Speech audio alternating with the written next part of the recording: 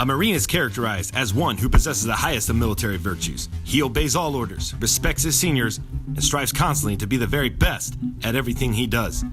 Discipline and spirit are the hallmarks of a Marine. You too can become a Marine if you develop discipline and spirit. We will give every effort to train you, even after some of you have given up on yourself.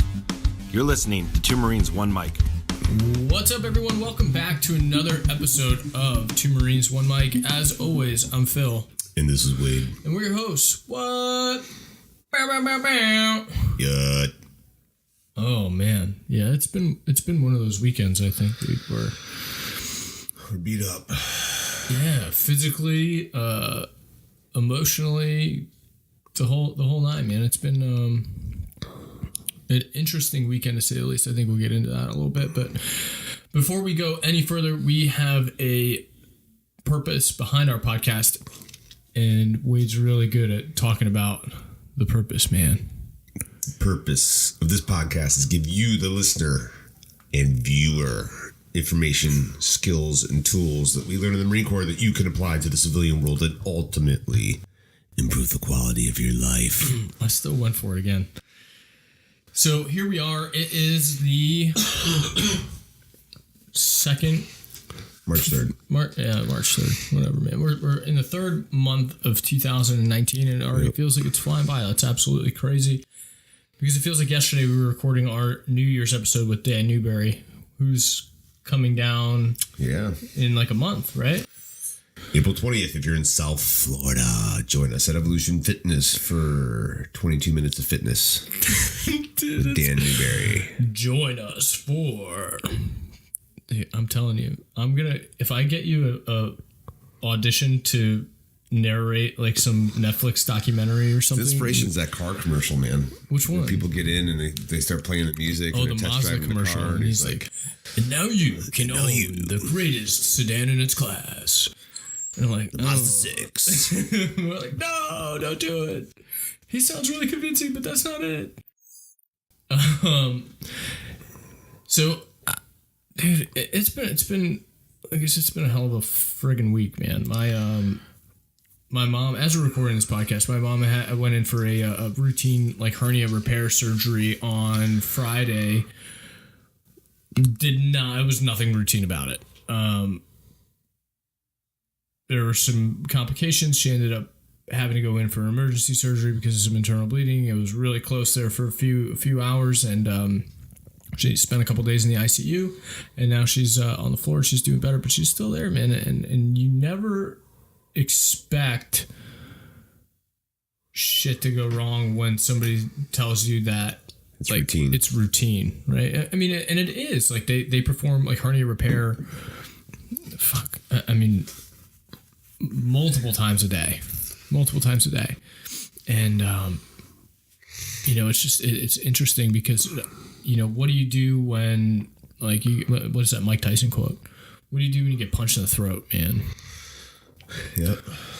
And I'm like super grateful, number one, that she's gonna be okay and that they found everything, they stopped the bleeding, she's doing well. But I'm also grateful for like the people that kind of coached me through this entire situation, because when you're too emotionally attached to a situation, I don't think that's necessarily a great thing, and you can't make it, especially when it comes to family. Judgment's going to be impaired. It's definitely impaired, man. I'm looking for whose throat I want to slice open because my mom's in pain, and that's not necessarily the case, man. So we have some friends that are in the medical field and that are nurses and that do like really intense surgeries on a regular basis, and one of them kind of walked me through Phil, hey, you need to go home, you need to take care of yourself, you need to sleep, you need to eat, because you need to come back and you need to be alert, right? And I was like, man, I really needed somebody to tell me that, because if I went home without somebody telling me that, I feel like I did a bad job, right? And the protective instinct takes over more than the rational one. And I feel like that happens a lot in other situations too, right? It doesn't have to always be like some sort of medical procedure or family crisis that causes you to go into that protective mode. But I think the good thing, like a good topic to talk about, would be how to like kind of step back and stay level, because at a certain point I had to do that, right, in order to make decisions and talk to people and talk to doctors without getting like heated, because it's just it's not a common situation what happened, and at the same time there's really no one or anything to blame other than statistics, right? So rather than trying to get to the bottom of a problem that was already in full effect, right? How do we come up with a solution that's best, and how do we put together a plan of action that's beneficial for all parties? I think if you apply that to like work environments, right? It's like you get emotional, and I've even had those experiences where, we've had those in personal relationships and stuff where it's like you blow up over something minute because it's cumulative of months and months and months of building up and not addressing it, and then you just emotionally unleash on someone, and that's not good. It's not good. No, and I think a lot of it comes down to back to like communication and being able to actively listen to what people are actually telling you, maybe not with their words, but with their body language. I started reading an interesting book over the weekend because I've been spending a lot of time in a hospital waiting room, and I said, oh, well, how can I make this time beneficial? So I picked up this book called, what's it called? Never Split the Difference. It's called Never Split the Difference. Negotiating as if your life depended on it. It's written by a gentleman named Chris Voss. He's a former top like FBI hostage negotiator and current, super dude. It's a great book, and a current consultant for businesses that do, obviously corporate mergers, things like that. He still consults for the FBI, from what I understand. And some of the things that he brings to light in this book about not just negotiating, like haggling and like, but that people are so quick to not listen, right? They'll think that they're listening to what somebody's telling them, but really what's going on in their brain is that they're formulating their own argument based on preconceived assumptions about what's actually happening, that they don't listen, and they're forming their own side of the argument in their head. And then it turns into a completely aggressive conversation rather than a like problem solving technique and actual communication. There's no communication that happens. That's so much the truth too, because like when we were going to therapy when I was married, it was like, okay, what did she say? And you would start to repeat what you heard, but it wasn't what she said, and the therapist was like, no, repeat what she said. Well, she meant this. It's not what she said. Right. But I know what she meant. No, that's not what she meant. And it was really kind of, I was like, wow. She's like, right. Like we were both doing it. It was like, no, he meant this. It's not what he said. I know what he meant. So it's really, we formulate what we think the argument's going to be for what that person's saying, but we're not really listening to what it is they have to say. Yeah, and so I'm listening to this book and on the Audible because it's just easier, and I can kind of do other things at the same time, and I'm learning a lot of stuff, man. So I tried something that was like in the book, and I would have done. I feel like this is something I would have done anyway, but I went and got the entire nursing staff on the floor that my mom's on donuts. I did it yesterday for the intensive care, critical care team, and I did it this morning for the entire 6th floor staff. And without asking, I didn't say, "Hey, are you guys hungry? Do you want anything? I'm going to Dunkin' Donuts. Do you want me to grab you something?" No, I just went and I came back with dozens of donuts and didn't necessarily expect anything in return other than the fact that they're subconsciously going to pay attention to my mom. Right? It's a natural thing that we can't avoid, that when somebody gives you something, you're going to want to repay the debt because that's how human nature rolls. how human nature rolls. And I wasn't doing it to be manipulative. I think that was just a kind gesture in general, but at the same time, there's always self-interest involved in everything that you do. So by giving this nursing staff donuts, by being calm, cool, collected, approachable, and asking questions, hey, first thing that happened literally was I brought the donuts back. One of the nurses that wasn't even my mom's nurse, because you don't have your own nurse when you're on the regular floor, said, thank you so much for bringing these donuts. I said, hey, no problem. You're welcome. You know, I know you guys got up early and you guys are all here and you're taking care of a bunch of people. And, you know, I just wanted to say that I actually appreciate that, you know, and thank you. And then I followed that with, after she said, thank you so much. Yeah, we work a lot. You know, we work hard. And I said, hey, I think my mom needs to go to the bathroom. Right? She can't get up. She just had like a major, what turned into a major surgery. She can't get up on her own. And the problem was that she was having trouble urinating after the surgery because of some crazy nerve thing that happens when you get operated on. And that was like one of the things where she's like, oh, cool. Like that's the next step. Like when she starts peeing on her own. I know this is a lot of information, but that's okay. And she's like, oh, okay, I'll go in there right now. This is not my mom's patient. This is not the nurse's patient. This is not anything. This is a simple favor that I asked after doing something nice for the entire team, right? Instead of saying, my mom needs to, somebody get in here right now, blah, blah, blah, blah, blah, blah, blah. I try to approach everything, you know, with a level head, because there was a point earlier in the week where I wasn't able to do that. Mm-hmm. You know? So I'm super grateful for the people that I have around me right now, and you know, all the friends, family, and people that have, you know, reached out and asked if everything's okay, and we're getting better. So, you know, we're here. You know, the world doesn't stop when people get sick, when people go in the hospital, when things happen, the rest of the world keeps on going. And that's how I know that I'm not the greatest thing in the world, you know, because if I died, that people are still gonna have to go to work tomorrow. Mm-hmm. So, you know, we keep rolling, we keep doing a podcast. We made a commitment to you guys that we would have an episode for you every single Monday, and it just turns out that we had to do a podcast today, and that's okay. You know, and my mom's like, Phil, I know you got to do a podcast today. And I said, yeah, I do. I said, but I'm gonna come back and I'll sit next to you and we'll edit it. She said, oh, I can't wait. She loves like listening and watching. Phil, what are you doing? I edited a podcast.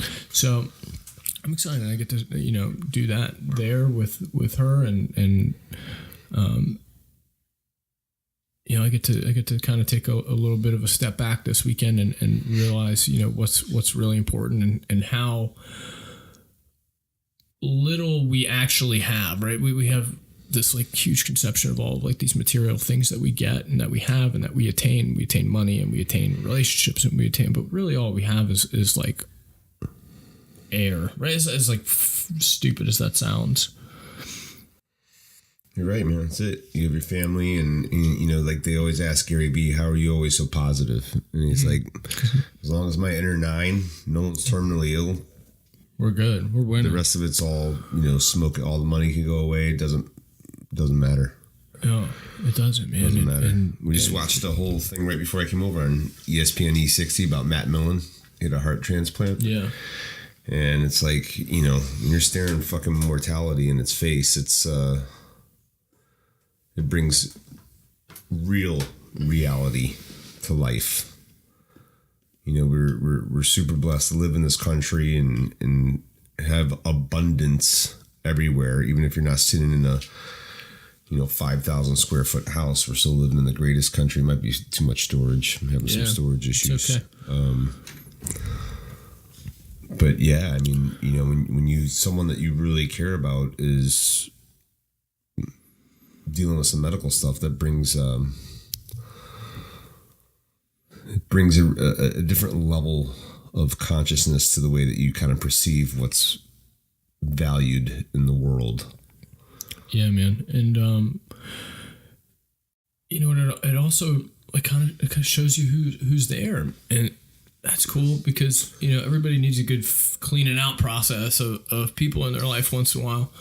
And dude, it was super cool, man. Oct was, one of our people that's like he's a friend of Wade, and he's become my friend, and we do business together. Like that's the I don't want to say that that's the extent of our relationship, because it was shown to me that over this weekend that that's not the case at all. It turns out that he and I have a lot of things in common, and he had called me Friday because he wanted to place an order with us, and that was incredible. And I said, hey man, listen, like, can we wait until Monday? He said, yeah, man, what's going on? And I kind of like gave him the rundown. Hey, I'm sitting in the hospital, working with my mom. Hey, dude, hey man, seriously, if there's anything, like, it was the most sincere conversation that I had with, I think, anybody probably all weekend, that he wanted to be there to help and lend his support. And the same with other people that I had just happened to run into over the weekend that had actually followed up and called me to make sure that me and my family were okay. And I'm like, wow. So it kind of, it was an eye-opening experience in multiple facets. So I'm just, you know what, man, today, if this podcast does anything for anybody, it's like I hate the cliche, like, be grateful for what you got, but like, just take a real fucking look at what's important in your life and what you're doing every day to like advance yourself, to be a better person, to advance your family, to be better people, and how people perceive you and the way that you come off to people that are trying to help you as well. Yeah, because I think, there was a woman at the gym the other day who said to me, we were talking, she was looking to do like something on top of just coming to our place. So she wanted to do maybe kickboxing. And then she said, I'm not going down to Miami as often as I had a falling out with my daughter. And I'm like, God, these are just things I never want my daughter to say, and I don't ever want my daughter to say I had a falling out with my dad and I don't really talk to him anymore. Because at the end of the day, there are those people that, and you might be one of them or know someone that, had a falling out with a loved one. And then 2 days later, that loved one was in a tragic car accident. And then the rest of your life is spent feeling guilty that some stupid fucking thing that was said at dinner or lunch or some type of disagreement got in the way of what's really real. And it's okay. You're going to have, differences and difficult conversations. I mean, your family's your family, but sure, at the end of the day, man, life is really precious, and our family's our family, and our friends are our family too. And, you're right. You don't want to sound cliche, but every day I get up and just say, I'm grateful for today. Thank you for today. I'm 43. Not everyone's made it to 43. Not everyone's even made it to 18. So fuck, I'm just grateful for every day. Yeah, and that brings, I can't wait to get the footage from our American Heritage Talk, man. I think that would be really cool. And one of the 2 points that I made were like, and I'm not going to expand on it much, so it's going to sound a little weird, but win as often as you can and get good at not winning. And one of the kids, after I was finished, raised his hand and kind of in a smart ass way, and he said, what if I've never won anything in my life? And I said, okay, so this kid was me when I was in middle school. Like, I saw as soon as yeah. And instead of being like, oh, dude, you like want something, tell me something that you want, I didn't even give him the opportunity. I said, hey man, you're sitting here. And I looked over at Wade. I said, wait, what are the statistics on being alive? And he threw out, I think, what is it, 1 in 400? 1 in 400 trillion. Yeah, something absolutely ridiculous. I said, dude, you already won. You live in this country. You already won, man. You live in the United States of America. Yeah. And that's freaking awesome, So, and he seriously, not in the middle of the jungle. People don't think about that often. I don't think about that often, but the time just presented itself that information was the perfect thing to say to this kid, because he looked and he goes, like, the look on his face was, shit, you're right. Like, and maybe that made an impact in his life, and maybe it didn't. But at the same time, he understands that he has won something now, right? And I'm sure he's won multiple things, and he looks like a pretty athletic kid. Yeah. But that just goes, like, don't take it for granted, and whatever that means to you, you don't need to go out and like be. like a evangelist and whatever you can, but you know, people that are evangelical about their cause are the people that you see on the TV, the people that you see in the cars, the people that you see with the families, the people that, you know, because they're evangelical about whatever it is that they're doing, right? They I don't want to say preach, but they are more than passionate about their cause and about their beliefs. So if anything, thank you all for, you know, listening to us and being around to support us and Wade and I and the things that we're doing. And we hope that we can support you in whatever it is that you're doing as well. Wade, what do you got, man? I think final thoughts. Final thoughts. Just be grateful. Be grateful for every day. Yeah. Try not to end some of those conversations, you know, in a poor way, because you never know. Never. And I think this podcast was a little bit slower pace and a little more, I don't want to say heartfelt, because I feel like all our podcasts are from the heart and we try to provide value there. But this is more of like a wake up call for me. And that's the extent of it. So sorry, not sorry, right?